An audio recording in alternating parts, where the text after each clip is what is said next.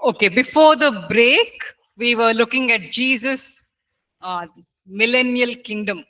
और ब्रेक के पहले जो है हम यीशु मसीह के 1000 साल के राज्य के विषय में देख रहे थे. We saw that there were 3 types of people in the kingdom. और हम लोग देख रहे थे कि उस समय के दौरान 3 प्रकार के लोग होंगे. All the resurrected people are there. और जिन लोगों ने पुनरुत्थान प्राप्त किया वो लोग रहेंगे. Unbelievers who did not die in the war of Armageddon, they are also there. अमगदोन की युद्ध के समय पर जो मृत्यु को प्राप्त नहीं किए वो लोग भी वहां रहेंगे. And then you have believers who, tribulation believers who did not get martyred. और वो लोग जो 57 के समय पर जो those who did not get married. Yeah, they're still alive. Okay. वो लोग जो 57 के समय पर जो शहीद नहीं हुए थे, They are also living in their normal physical bodies. और वो शारीरिक अपने शारीरिक शरीर में आज भी जीवित है. आज नहीं, उस समय जीवित है. So those people will continue to get married and have children during the 1000 years. और 1000 साल के परमेश्वर यीशु के राज्य के समय पर वो लोग साधारण तरीके से उनका शादी और उनके संतान होंगे. So at this time in the millennial kingdom of Jesus, there are 2 things which will take place. और ये 1000 साल का यीशु का जो यहाँ पर राज्य होगा उसके दौरान 2 बातें यहाँ पर होंगी. The first is described in Isaiah 2 verses 3 and 4.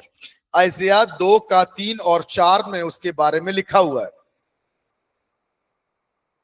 So if someone can read out Isaiah 2, 3 and 4.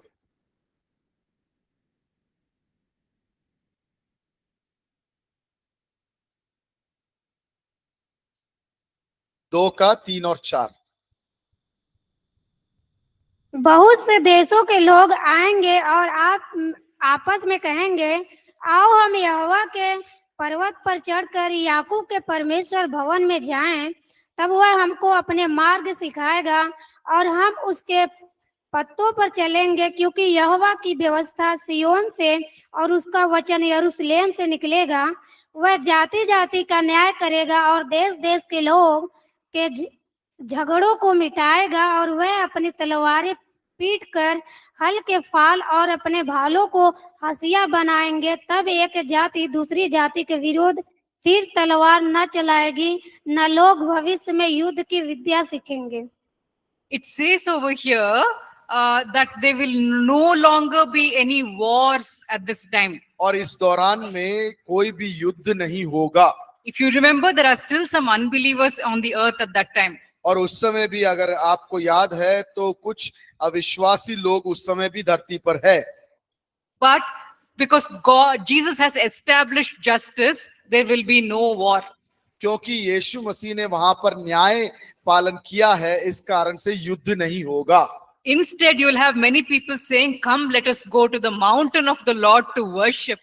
और उसकी जगह पर कई लोग ऐसा बोलेंगे कि आओ हमें परमेश्वर की पर्वत की ओर जाते हैं जहां पर हम उसकी आराधना करें. So wars have gone and now there's a lot of worship going on. और उस समय युद्ध चला गया और बहुत सा आराधना का समय उत्पन्न हो रहा है. And also we see peace in nature. और जो उस वातावरण है उधर पर, वातावरण नॉट नेचर, प्रकृति में शांति. Yes, that is also described in Isaiah 11, 6 to 9. आइज़िया 11, 6 से लेके 9. तब भेड़ियों भेड़ के बच्चे के संग रहा करेगा और चीता बकरी के बच्चे के साथ बैठा करेगा, और बछड़ा और जवान सिंह और पाला पोसा हुआ बैल तीनों इकट्ठे रहेंगे, और एक छोटा लड़का उसकी अगुवाई करेगा. 7, 8, 9. और गाय रीछनी मिलकर चरेगी और उनके बच्चे इकट्ठे बैठेंगे, और सिंह बैल के समान भूसा खाया करेगा. दूध पीता बच्चा करेत के बिल पर खेलेगा और दूध छुड़ाया हुआ लड़का नाग के बिल में हाथ डालेगा।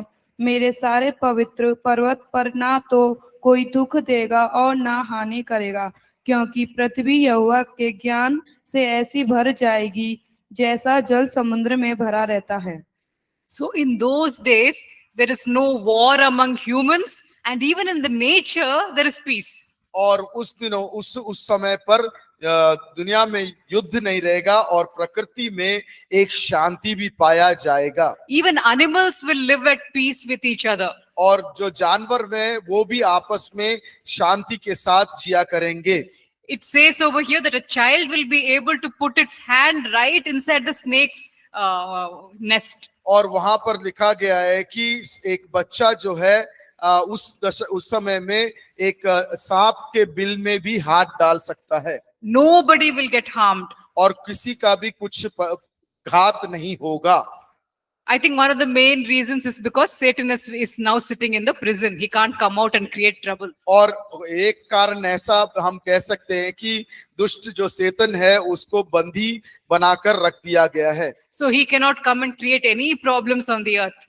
और वो जो है धरती पर वापस आके कोई भी परेशानी उत्पन्न नहीं कर सकता है। And that is why there is peace everywhere.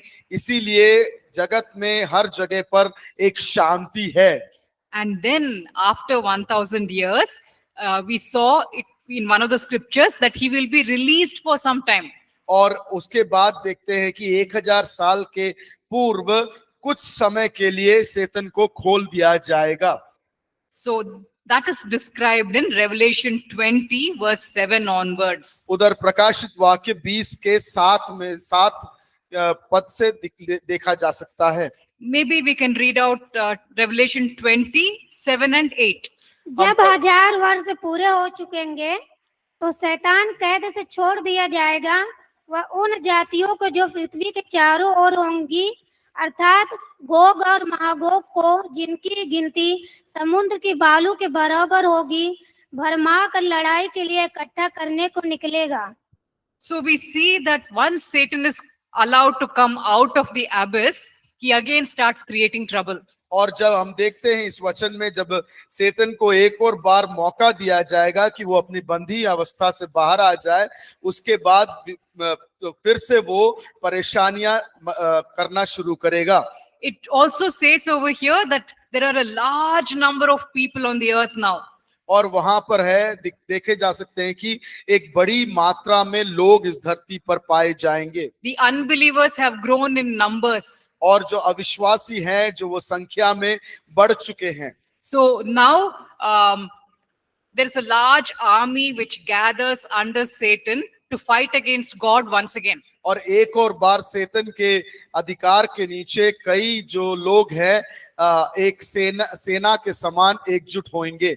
But this war also, God will defeat the enemy. और इस युद्ध में भी परमेश्वर अपने विरोधी को परास्त कर देगा। And so now this time the devil himself is put into the lake of fire. और अब जो है स्वयं शैतान को जो है वो अग्नि के कुंड में डाल दिया जाएगा। And now the judgment of the unbelievers will take place. और अब इसके उपरांत अधर्मियों का न्याय किया जाएगा। Let's look at John chapter 5 verses 28 and 29. यूहन्ना 5 का 28 और 29।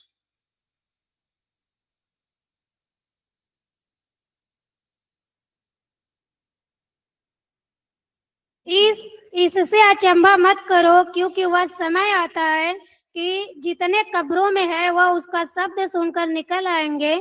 जिन्होंने भलाई की वह जीवन के पुनरुत्थान के लिए जी उठेंगे, और जिन्होंने बुराई की है वह दंड के पुनरुत्थान के लिए जी उठेंगे। In John 5 we see that there's even a resurrection of the unbelievers. और वहां पर देखा जाता है कि यूहन्ना के किताब में कि अविश्वासियों के लिए भी एक पुनरुत्थान होता है। But their resurrection will be for judgment. उनका पुनरुत्थान इसलिए होगा ताकि उनके ऊपर न्याय किया जाए। Yeah, you had a question there, brother? You have a question? Or you just wanted the verse? Okay. Yes. All right. So we see that, now the evil people have been resurrected so that they can be judged. और अधर्मियों को भी पुनरुत्थान मिलेगा ताकि उनका भी न्याय किया जा सके। Revelation chapter 20, verses 12 and 13, if you can read out. प्रकाशित वाक्य 20 का 12 और 13। फिर मैंने छोटे बड़े सब मरे हुओं को सिंहासन के सामने खड़े हुए देखा और पुस्तक खोली गई और फिर एक और पुस्तक खोली गई अर्थात जीवन की पुस्तक, और जैसा उन पुस्तकों में लिखा हुआ था वैसे ही उनके कामों के अनुसार मरे हुओं का न्याय किया गया। समुद्र ने उन मरे हुओं को जो उसमें थे दे दिया और मृत्यु और अधोलोक ने उन मरे हुओं को जो उनमें थे दे दिया और उनमें से हर एक के कामों के अनुसार उनका न्याय किया गया। So all the way from the time of Adam, all the unbelievers who were there on the earth up to this time, everyone will stand in front of the judgment throne of God. और आदम के समय से लेकर अब तक जो न्याय का दिन है, तब तक जितने विश्वासी थे वो लोग सब जो है परमेश्वर के सामने न्याय के लिए खड़े होंगे। If you remember, the judgment of the believers already got over. और आप याद होगा आपको कि जो विश्वासियों का न्याय था वो पहले हो चुका है। Now it's the judgment of the unbelievers. और अब जो है अविश्वासियों का न्याय होना है। And when the judgment is given, it will be given in different intensity for different people. और जब न्याय किया जाएगा अलग अलग चरण में जो न्याय दिया जाएगा। Luke 10, 10, 11, 12. लूका रचित समाचार 10 का 10, 11 और 12। परंतु जिस नगर में जाओ और वहां के लोग तुम्हें ग्रहण ना करें तो उनके बाजारों में जाकर कहो, तुम्हारे नगर की धूल भी जो हमारे पांवों में लगी है हम तुम्हारे सामने झाड़ देते हैं, तो भी ये जान लो कि परमेश्वर का राज्य तुम्हारे निकट आ पहुंचा है।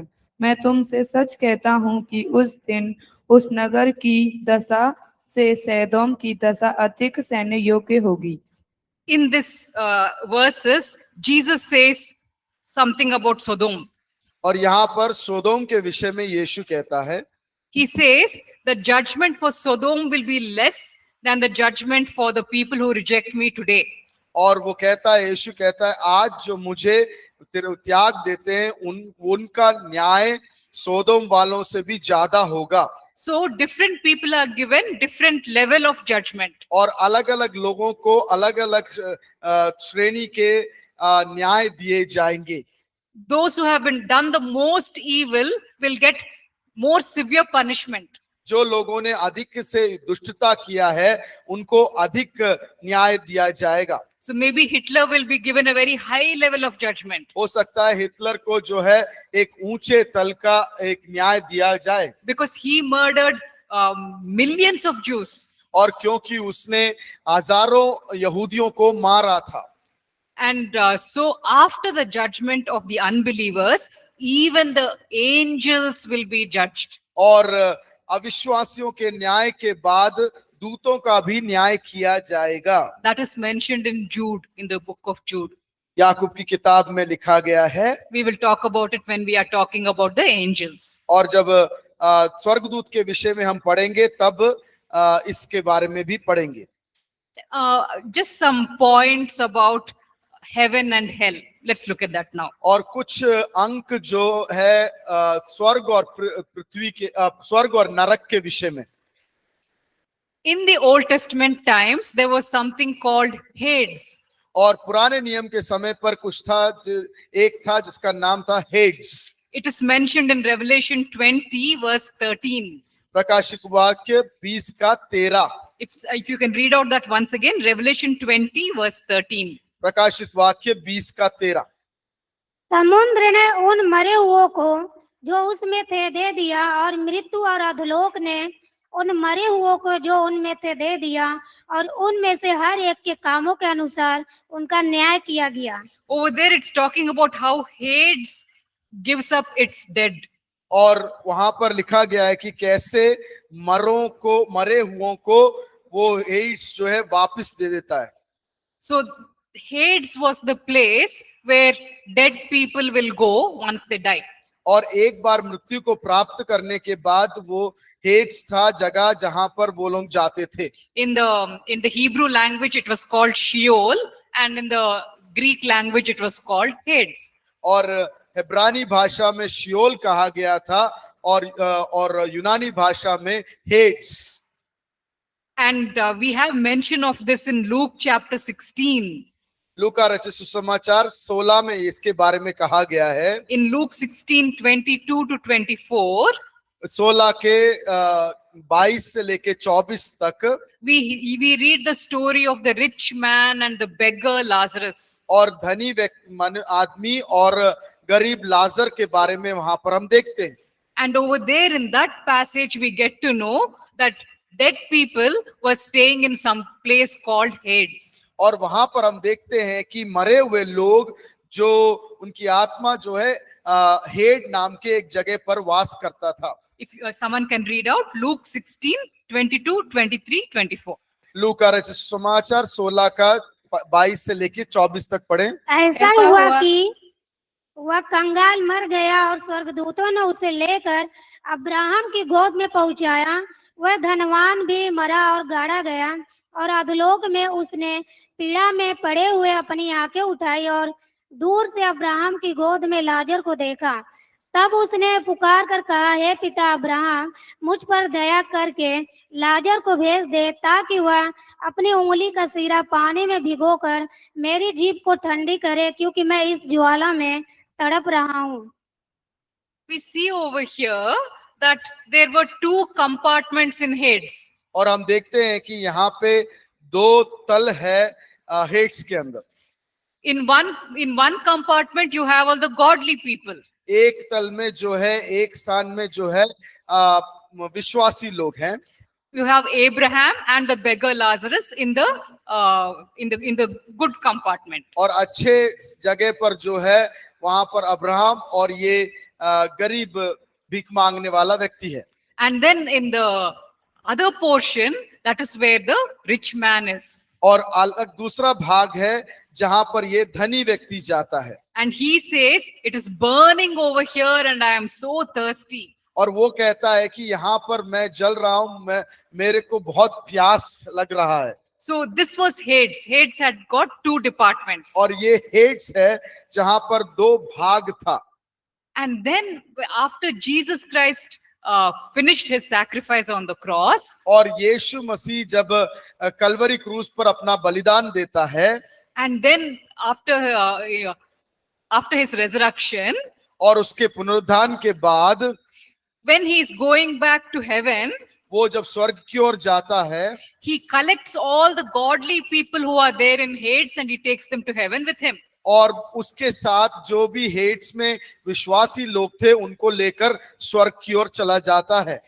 The unbelievers are still there in Hades. और जो अविश्वासी हैं अब भी वो हेड्स में है। We call it hell. हम जो है उसको नरक बोलते हैं। But then after the judgment of the unbelievers happens, और न्याय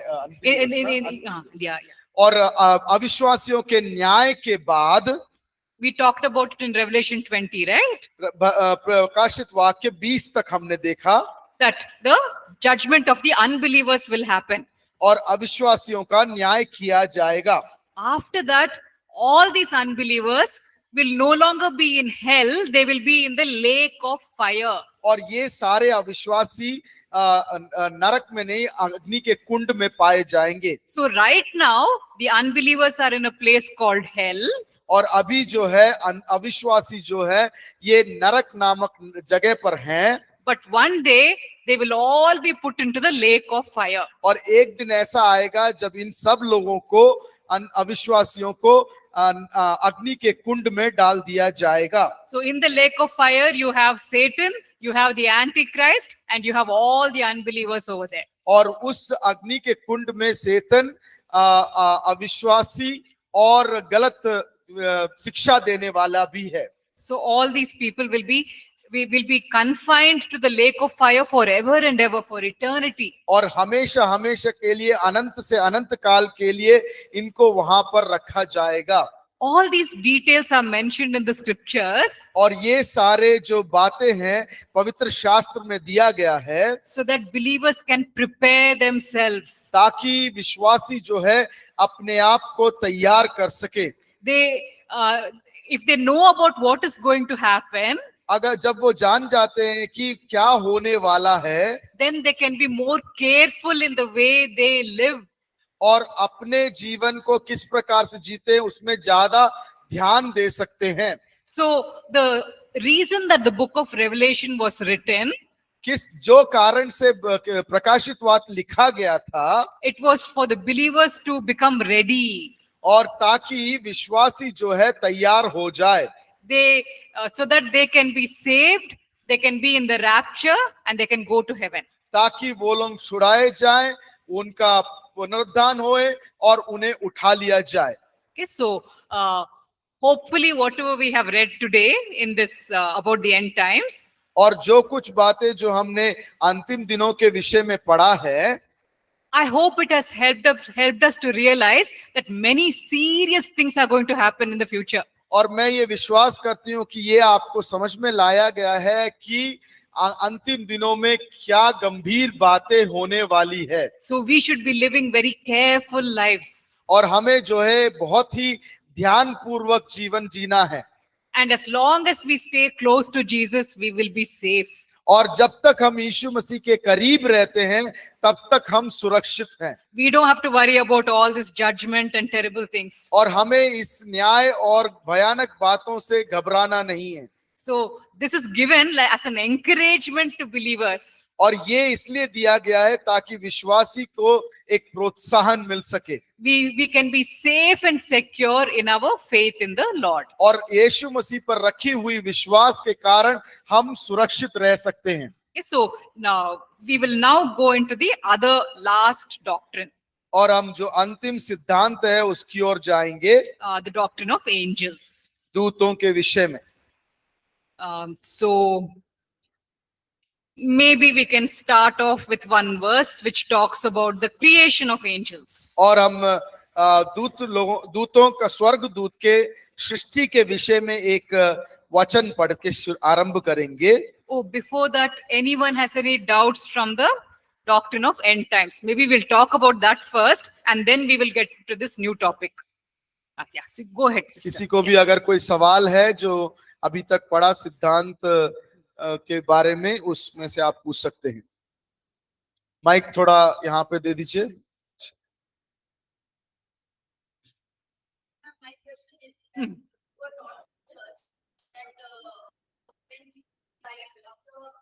he was buried, so he did not sleep in the grave. He went to the hell.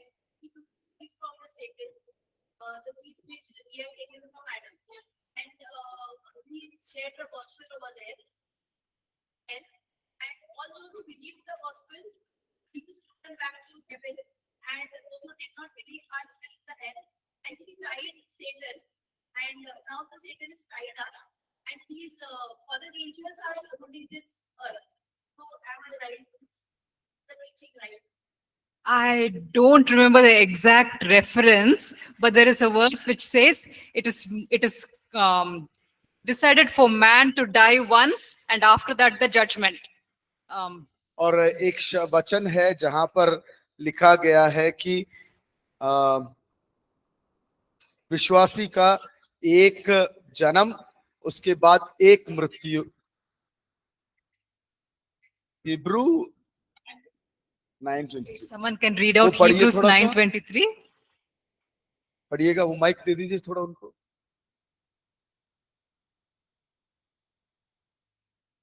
इब्रानियन 9:23। इसलिए अवश्य है कि स्वर्ग में की वस्तुओं के प्रतिरूप इन बलिदानों के द्वारा शुद्ध किए जाए, पर स्वर्ग में की वस्तुएं स्वयं इनसे उत्तम बलिदानों के द्वारा शुद्ध की जाती हैं। No, not at all. ना, It is appointed for man to die once, and then after that the judgment. That's the wording. It's ये appointed for man to die once, and then after that the judgment. मनुष्य एक बार मृत्यु होता है, उसके बाद उसका न्याय किया जाएगा. So people have a chance to make their decision about Jesus while they are still alive. और लोगों को ये चुनाव दिया गया है जब वो जीवित है कि यीशु को स्वीकार करें या ना करें. Once the person dies, after that there is only judgment left. और एक व्यक्ति, उस व्यक्ति, कोई भी व्यक्ति का मृत्यु के बाद न्याय ही बाकी है, चुनाव नहीं है. So that passage which is talking about how Jesus goes and preaches to the spirits in hell, और जब यीशु मसीह मृत्यु के बाद जब नरक में जाकर उन लोगों जो पहले मृत्यु प्राप्त किए थे उनसे जब प्रचार करता है, that word over there, it can talk about preaching, और वो शब्द जो वहां पर है उसको हम प्रचार करके बोल सकते हैं, but it can also be used as a proclamation, a declaration. और उसको एक और तरीके से देख सकते हैं जैसे घोषणा. If you can read out, yes. आप ही पढ़ लो.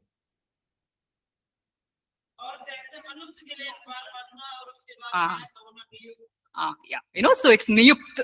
There's no second chances. As long as you're alive, you can make a decision. Once you die, there is no more chance left, no second chance left. Do you want to say that?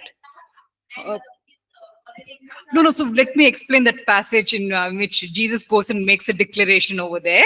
So he goes into hell and he makes a declaration of his victory. और वो नरक में जाता है और वो उसके विजय के विषय में घोषणा करता है. So he has not gone over there to preach the gospel to the fallen and to the evil spirits. और वो जो नष्ट हो गए थे, गिर गए थे, उनके प्रति वो सुसमाचार सुनाने के लिए नहीं जाता है. It's now too late for them to hear any gospel. और ये बहुत समय बीत चुका है ताकि वो अब सुसमाचार को सुन ले. They have already died. Their chance is over.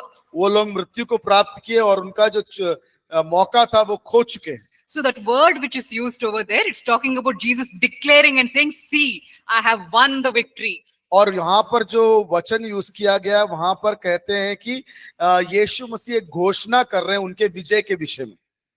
So that would be the correct interpretation. And then you had one more question, sister.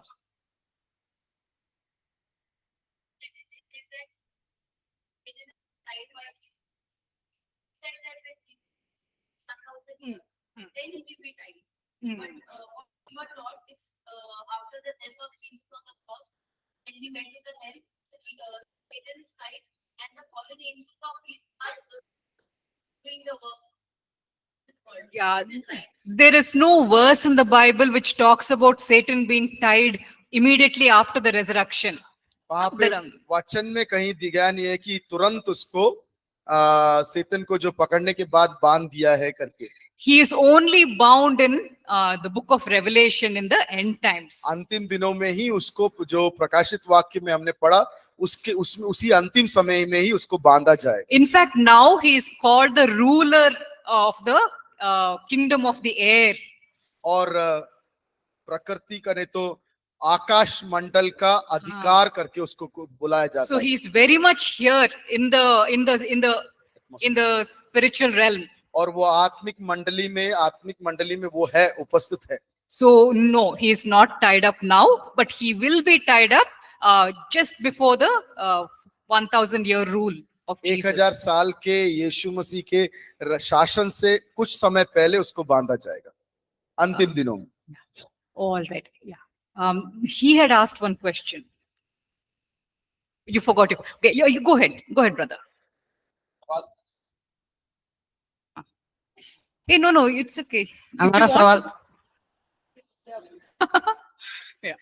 हम लोग का मतलब छोटा सा इसी तरह तो जैसे कल इसी बात की हम लोग कर रहे थे कि स्वर्ग है नर्क नहीं है, तो जो अभी हम लोग का वही हम लोग का करते कि ये है, हम कई को कंफर्म कर. So ये टेम्पररी नरक है. हमेशा लेक ऑफ फायर परमानेंट होगा. Lake of fire. अच्छा, रैप्चर केवल विश्वासियों के लिए बस ना, मरे हुए का साथ में नहीं होगा, जो मसीह में मरे हुए उनका। So it is only for the believers. Okay. If the rapture happens tomorrow, अगर कल उठा लिए जाते हैं, so if the rapture happens tomorrow, who will be there? कौन कौन वहां रहेगा? Jesus will come in the clouds. यीशु बादलों में आएगा। All the believers will come along with him. क्या पूरे विश्वासी उसके साथ आएंगे? All the believers, Old Testament people, पुराने नियम के they all विश्वासी will लोग come with him. आएंगे। We tomorrow we'll all be alive. हम कल जिंदा रहेंगे। So we will all get lifted up into the air. हम सब जो है उठा लिए जाएंगे बादलों में, All of us believers. वो जो विश्वास करते हैं यीशु पर। So we will receive resurrected bodies.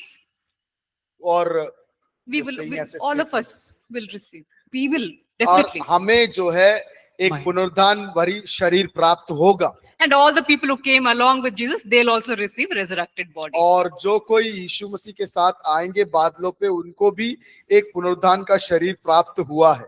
They are the, all the dead people, Old Testament dead people, New Testament dead people, all of them, they'll come with him in the clouds. So That is what he was asking. Thank you. you understood? He understood. Okay, good, perfect. Yeah. Any other questions? Yeah, she put up her hand. He got his question, but he was asking from Okay. Delhi. Oh, looks like angels will not happen. Last session. It's all right. Angels not so important. They can read. नहीं आ रही। I have a question. हाँ. Ma'am मेरा ये question है कि जैसे हम वचन में देखते हैं जितनों ने उस पे विश्वास किया, परमेश्वर ने उन्हें अपने बेटे बेटे होने का अधिकार दे दिया, तो हम उसी की संतान है। तो जैसे कल आप पढ़ा रहे थे, तो जब जैसे कि इंसान जानबूझकर पाप करता है या शैतान की बातों में आके पाप करता है? Means Does human beings do sin under the influence of devil, or he does to his understanding? all believers face temptation. हर एक विश्वासी जो है परीक्षा से गुजरते हैं। Believers who have a close relationship with Jesus, वो विश्वासी जिसका एक करीबी रिश्ता होता है यीशु के साथ, they will be able to resist temptation more easily और वो लोग जो है परीक्षा को जो है रोक सकते हैं आसानी से, because they are growing in God and they have become mature. क्योंकि वो परमेश्वर में बढ़ रहे हैं और वो परिपक्व हो चुके हैं। So it is easier for them to overcome temptation. और उनके लिए वो आसान हो जाता है कि इस परीक्षा से में ना गिरे। So Satan will attack all believers. तो सारे विश्वासियों को जो है शैतान क्या करेगा? घात करेगा। All of them he will tempt. हर एक व्यक्ति को, हर एक विश्वासी को वो परीक्षा में लेकर लाएगा। But those who are stronger in spiritually, they will be able to overcome. और वो लोग जो मसीह में मजबूत है, वो लोग जो है इस परीक्षा को रोक सकेंगे। So the answer is yes. Temptation comes to us from different directions. अलग क्षेत्र से जो है हमें जो है परीक्षा आता है। Some temptations Satan will bring us directly. और कुछ परीक्षाएं हैं जो शैतान खुद लेकर आता है। Some temptations are just there in the world around us. और कुछ परीक्षाएं जो है इस दुनिया के अंदर है। And when we will get tempted by those things. और उस चीजों के द्वारा हम जो है परीक्षित होंगे। So Satan will try to force every believer to fall to the temptation. और शैतान क्या करता है? हर एक विश्वासी को के ऊपर जोर डालता है कि वो लोग इस परीक्षा में गिर जाए। But those who are strong, they will be able to resist. और जो कोई बलशाली है यीशु में, वो इसका विरोध कर पाएंगे। Those who are weak, they will fall. और जो निर्बल है वो इस परीक्षा में गिर जाएंगे। Does this answer help a little? क्या ये उत्तर सहायक है? समझ में आया? Or if you have more questions, I can ask. तो और है तो उसके समझ में नहीं आया तो पूछ सकते हैं। Okay. One हाँ, of the yeah. question is lead to the temptation by our knowledge or by ourselves, as well as you said that Satan is forcing, I mean, he's tempting us. So if we fall or not, it's our decision. और ma'am ये बोल रही कि हमारा निर्णय है, वो परीक्षा जब आता है हमें चुनना है, वो परीक्षा उसमें गिरना है या नहीं गिरना है, वो हमारा चुनाव है। मतलब एक और पूछना है मुझे, जैसे कि हमारे पास प्रॉब्लम आती है तो वो शैतान की तरफ से आती है या परमेश्वर हमें परखता है कि इसका विश्वास दृढ़ है या नहीं, इस वजह से आती है? When problems come to us, is it the problem brought by Satan or is it a test from God? Sometimes God permits a problem to test us. और कभी कभी वो परमेश्वर वो परीक्षा को अनुमति देता है हमें परखने के लिए। But many times we are living in a sinful world, so problems are there. और हम पापी दुनिया में रहते हैं तो परेशानी आता है। You know, people do bad things to us. लोग बुरे काम हमारे प्रति करते हैं We may not be as rich as other people. और दूसरे लोगों की तरह धनी नहीं है, Okay.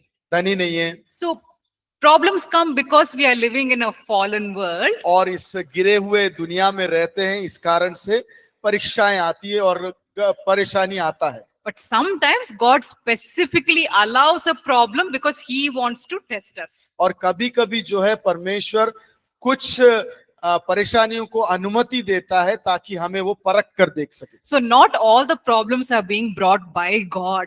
और हर परेशानी जो है वो परमेश्वर की तरफ से नहीं लाया जाता। Yeah, there are other questions, but it's break time is what.